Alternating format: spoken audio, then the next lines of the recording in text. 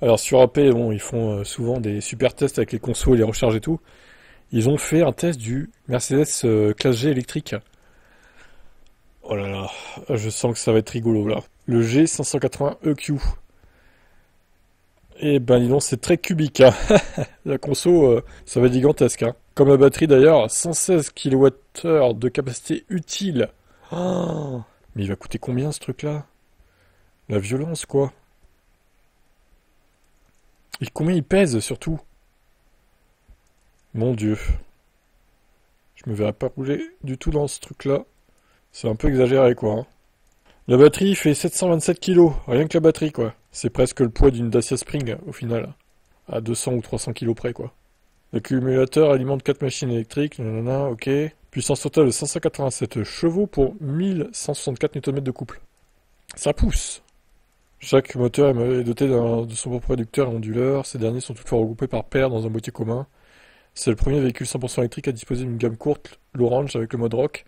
Ça active un rapport de réduction de 1 jusqu'à 85 km/h pour augmenter le couple. Et après, ça change, d'accord, ok. L'autonomie du LTP est donnée pour 455 km, avec une conso de 29 kWh à peu près. Et le CX-7048, 3 tonnes 10. Ah non, 3010 kg. Oh, l'abus, n'importe quoi. 200 kW la recharge en DC, 11 kW la recharge. Oh, ils auraient pu mettre 22 kW en AC quand même, hein. Vu la batterie.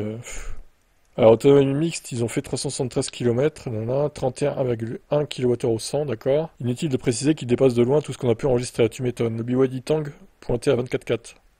Conso moyenne avant-arrière, 30... Aller-retour, pardon, pas avant-arrière, n'importe quoi. Aller-retour plutôt. 30,5 kWh au 100 sur la route, 34,1 sur voie rapide et 28,8 en ville. Au final, il n'y a pas beaucoup de différence, hein. Alors, oula, longue distance sur autoroute, 247 km. Une conso moyenne de 46,9 kWh au 100. Oh, l'abus! Heureusement, les périphériques des grandes villes ont permis d'abaisser ces moyennes inquiétantes. C'est le cas par exemple après une recharge à Beaune, le SUV a présenté un appétit de 72,9 kWh au 100 au sommet du col de Bessé en Chaume. Mon Dieu! Ah, le Hummer EV avait fait 62 kWh au 100 sur autoroute. Excusez du peu. Bah après, si tu remets ça en thermique, ça fait 6 litres au 100, hein. C'est comme un diesel, quoi, hein, finalement. Avec une vitesse rigoureusement fixe de 70 km/h, le SUV, donc le G580 EQ, réclame 22,5 kWh au 100 pour avancer. Ce qui est plus raisonnable déjà, mais bon. Alors par contre, 90 km/h ça monte à 30,1, 110 41,1 et 130 53,5. Mon Dieu, mais ça double la conso quoi. Même plus que ça au final. C'est 2,5 fois plus. Vouloir réaliser un eco en Mercedes classe G peut paraître assez saugrenu, mais on aurait tort de ne pas s'y intéresser.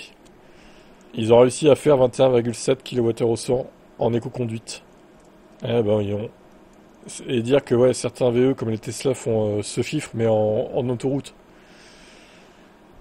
Alors 0 à 100 en 4 secondes 5. Bon, au moins il est rapide, même s'il pèse 3 tonnes du coup. C'est quand même délirant un tel véhicule, hein. Alors, freinage à récupération d'énergie, 130 0 60 mètres, 100 0 35 mètres, 80 0 22 mètres. Ça a l'air de bien freiner malgré qu'il fasse 3 tonnes. En régène maxi, 106 mètres seulement. Pas mal. Sans freinage, hein, du coup, juste avec la régène. C'est des bons scores, ils font la même chose, la chaîne EV. Les meilleurs scores, c'est dans les 100-110, ouais. Donc, plutôt pas mal. Ah, c'est marrant, ça, il y a la prise derrière, là. Ah, c'est étonnant, ça. Ok. Enfin, ouais, en vrai, c'est pas une roue de secours, c'est un espèce de coffre, deuxième coffre, quoi. Ok, bon, bah, c'est particulier, hein, ce véhicule, quand même, hein. Faut vraiment en avoir l'utilité, hein, pour acheter ça, oh là là. Et puis, à quel prix, surtout? Combien ça coûte, ce truc, hein? C'est pas précisé, mais je vais chercher sur internet, tiens. On va taper le modèle et puis on va regarder sur Google. Attendez. Alors attendez, on en est où là? Ah ouais, ouais, 175 000 euros, ouais, c'est ça, ok, ça marche. Oui, bon, j'aurais ce budget, je le mettrai pas dans un classe G électrique, hein, je vous le dis. Non, clairement non. Parce que déjà, j'aime pas l'aérodynamique du véhicule. Je trouve que c'est délirant de rouler là-dedans, c'est tellement contre-productif, le poids et tout. Enfin, après, il y en a qui aiment bien, mais je comprends pas comment on peut aimer ce genre de véhicule, personnellement. Après, bon, chacun ses goûts. Voilà, voilà. Bon, bah, dites-moi si vous êtes fan de ce genre de véhicule ou pas. Allez, ciao.